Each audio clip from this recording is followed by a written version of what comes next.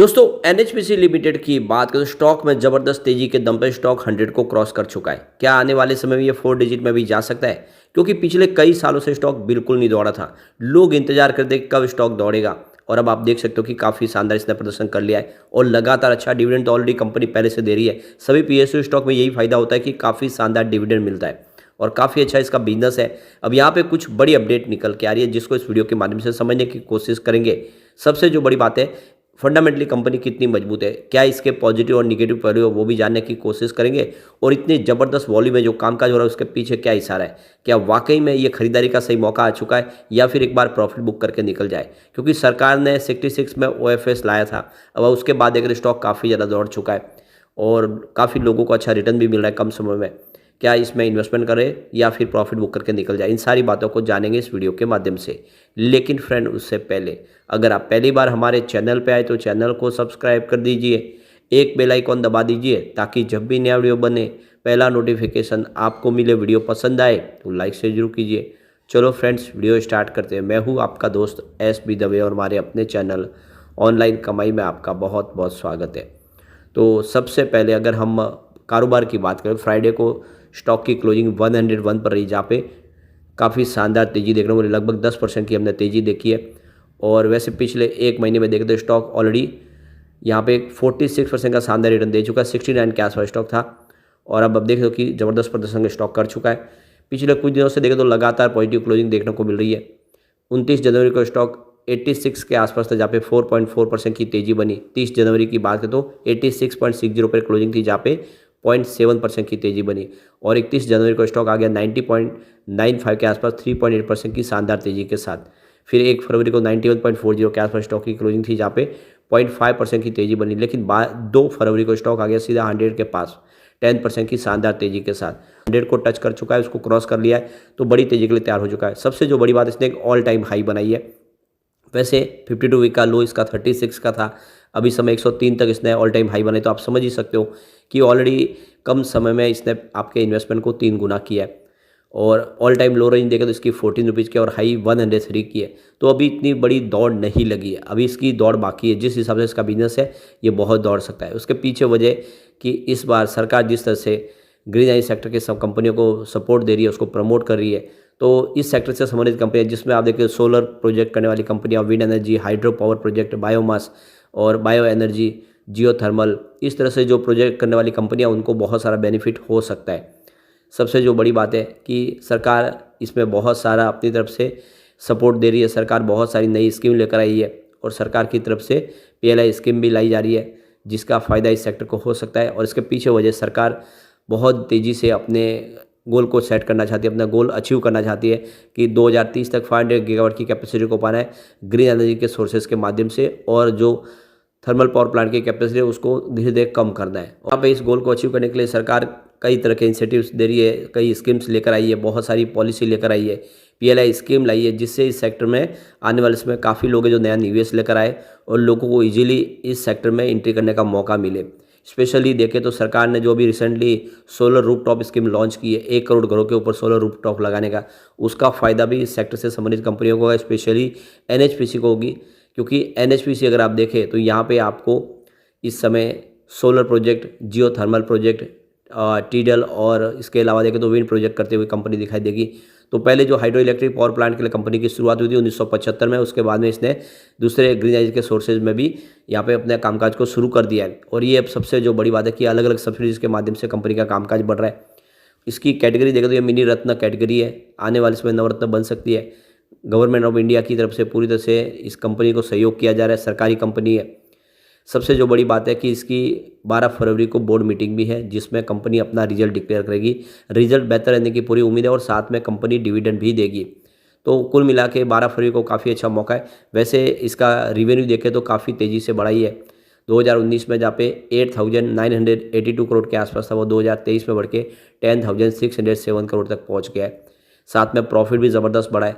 2019 में जहाँ पे 2,830 करोड़ के आसपास था, वो 2023 में 4,239 करोड़ तक पहुंच गया है। ज़बरदस्त जंप लगा है प्रॉफिट में और इस बार भी रिजल्ट बेहतर रहने की पूरी उम्मीद है।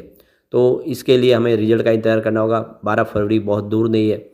सबसे जो बड़ी बात है, टोटल 6 एनालिसिस को कवर करते हैं, उसमें से 5 बाय की कॉल दे रहे हैं। उनके हिसाब से स्ट्रॉन्ग बाय की कॉल इसमें आपको खरीदारी करनी चाहिए। बाय की रेटिंग है, सिर्फ एक एनालिस्ट है जो इसमें सेल की रेटिंग दे रहे हैं। तो पलड़ा भारी है, वो बाय की तरफ भी है, और ज़्यादा करके एनालिस्ट है वो कह रहे हैं कि इसमें आपको खरीदारी करनी चाहिए।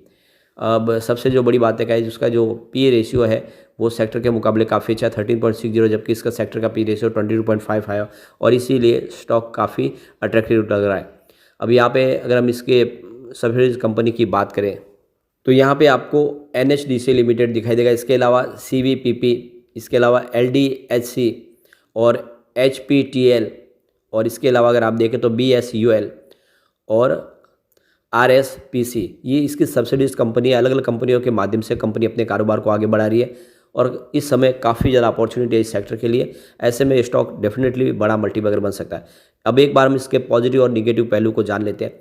तो पहला पॉइंट यहाँ पे पॉजिटिव, और वो है एनुअल रिवेन्यू, जिसमें 11.15% की शानदार वृद्धि देखने को मिल रही है, जो लास्ट ईयर 11,284 करोड़ के आसपास रहा है। सेकेंड पॉइंट निगेटिव है, वो है क्वार्टरली रिवेन्यू, जिसमें 12.92% की गिरावट देखने को मिल रही है, जो ईयर ऑन बेसिस पे देखो कि 3,113.82 करोड़ के आसपास रहा है। तीसरा पॉइंट फिर से पॉजिटिव, और वो है एनुअल नेट प्रॉफिट, जिसमें 10% की वृद्धि देखने को मिल रही है, जो लास्ट ईयर 3,889.98 करोड़ के आसपास रहा है। इसके बाद अगला पॉइंट फिर से पॉजिटिव, और वो है क्वार्टरली नेट प्रॉफिट, जिसमें 0.67% की वृद्धि है, जो ईयर ऑन बेसिस पे देखें तो 1,545.85 करोड़ के आसपास रहा है। तो सेक्टर के मुकाबले इसका प्रदर्शन अच्छा रहा है। अगला पॉइंट फिर से पॉजिटिव, वो है स्टॉक की प्राइस, जिसमें 141.08% की शानदार जंप देखने को मिल रही है, जबकि इसके सेक्टर का जो रिटर्न है वो 37% के आसपास है। तो काफ़ी अच्छा प्रदर्शन किया है। इसके बाद अगला पॉइंट फिर से पॉजिटिव, वो है price to earning ratio, PE ratio, जो 25.94 है, जबकि इसके सेक्टर का PE रेशियो 57.09 है। तो इसके सेक्टर के PE रेशियो के मुकाबले इसका PE रेशियो बहुत कम है, यानी स्टॉक बहुत ही ज़्यादा इस समय अट्रैक्टिव है और काफ़ी सस्ता है, इन्वेस्टमेंट इस लेवल पे किया जा सकता है। डेट टू इक्विटी रेशियो बिल्कुल जीरो है, और ये लेस देन 1 है, क्योंकि किसी प्रकार का कंपनी पे इस समय देखें तो डेट का लोड नहीं है, कोई बर्डन नहीं है। एक पॉइंट न्यूट्रल है, और वो है रिटर्न ऑन इक्विटी ROE, जो 10.54% है। तो यह नॉर्मल रेंज के अंदर से 10 से लेकर 20 की नॉर्मल रेंज के अंदर है, कोई चिंता की बात नहीं है। एक पॉइंट और पॉजिटिव, वो है म्यूचुअल फंड की होल्डिंग, जो इंक्रीज हुई है लास्ट क्वार्टर में, 0.75% थी, जो अब देखें तो कम 8.17% हुई है। इसके अलावा एक पॉइंट और न्यूट्रल है, और वो है प्रमोटर के शेयर होल्डिंग में, प्रमोटर की होल्डिंग वैसे ये चेंज होगी अगली बार, क्योंकि प्रमोटर ने OFS के माध्यम से अपनी स्टेक बेची है। इसके बाद अगला पॉइंट फिर से पॉजिटिव, वो है इंटरेस्ट कवरेज रेशियो, जो 14.65 है, हायर देन 1.5 है। तो ये भी इसके लिए एक पॉजिटिव पॉइंट बनता हुआ दिखाई देगा, यानी ये कंफर्टेबली अपना जो भी इंटरेस्ट पेमेंट है उसको चुका सकते हैं। एक और पॉइंट पॉजिटिव, और वो है प्रमोटर जीरो प्लेस शेयर, कोई भी शेयर गिरवी नहीं है। तो अब यहाँ पे निगेटिव पॉइंट की बात हो, मात्र आपको एक दिखाई देगा, इसके अलावा कोई बड़ा नहीं है, सिर्फ एक निगेटिव पॉइंट है। परंतु अगर हम पॉजिटिव पॉइंट की बात कर ले तो यहाँ पे आपको 9 टोटल पॉजिटिव पॉइंट दिखाई देंगे। तो जो पलड़ा भारी है बिल्कुल पॉजिटिव पॉइंट का सिर्फ एक निगेटिव पॉइंट है, बाकी सारे के सारे पॉजिटिव पॉइंट है, और उसके अलावा 2 न्यूट्रल पॉइंट भी है। तो बिल्कुल फंडामेंटली कंपनी मजबूत है, इन्वेस्टमेंट आपको करना चाहिए, आने वाले समय ये स्टॉक आपको मालामाल कर देगा। एक बार इसके पिवट लेवल को चेक कर लेते हैं, तो यहाँ से अगर गिरावट होती है तो 94 का पहला सपोर्ट है, ये टूटा तो स्टॉक आपको 87 तक जाता हुआ दिखाई देगा। गिरावट और जारी रही तो फिर 83 तक जाने की संभावना है, यानी इस समय गिरावट हो जाती है तो 83 तक इसको तीसरा रजिस्ट्रेशन दिखाई दे रहा है, ये एक मजबूत सपोर्ट है। पॉजिटिव माहौल बना तो यहाँ पे देख सकते हो 105 का फर्स्ट रेजिस्टेंस है, 103 तक ऑलरेडी जाके है फ्राइडे को। एक बार इसको पार कर लिया तो फिर स्टॉक सीधा 109 तक जाएगा, और एक बार 109 पहुँच गया तो फिर तीसरा जो रेजिस्टेंस है वो 115 का है, यानी स्टॉक एक बार 110 को क्रॉस कर लिया, फिर तीसरा रेजिस्टेंस जो 115, इसका मतलब ये है कि एक बड़ी तेजी के लिए स्टॉक तैयार हो जाएगा। ऐसे में लॉन्ग टर्म इन्वेस्टर के लिए अच्छा मौका है कि खरीदारी इस लेवल पे करें। मुझे लग रहा है बड़ी तेजी बन सकती है। इससे पहले हमने देखा IRFC में 100 होने के बाद बहुत कम समय में ये 200 तक पहुंचा, और उसी तरह से इरडा भी जो काफ़ी कम समय दौड़ा। मुझे लग रहा है ये स्टॉक भी बहुत जल्द 200 तक पहुंच सकता है, तो दाव इस समय आपको लगाना चाहिए। लेकिन फ्रेंड, कोई भी इन्वेस्टमेंट करने से पहले अपने फाइनेंशियल एडवाइजर के बारे में ले लें या अपना खुद का रिसर्च करें, क्योंकि मैंने वीडियो आपके एजुकेशनल पर्पज़ के लिए ही बनाया। वीडियो पसंद आए तो लाइक शेयर जरूर कीजिए और चैनल को सब्सक्राइब कर दीजिए। Thank you friend.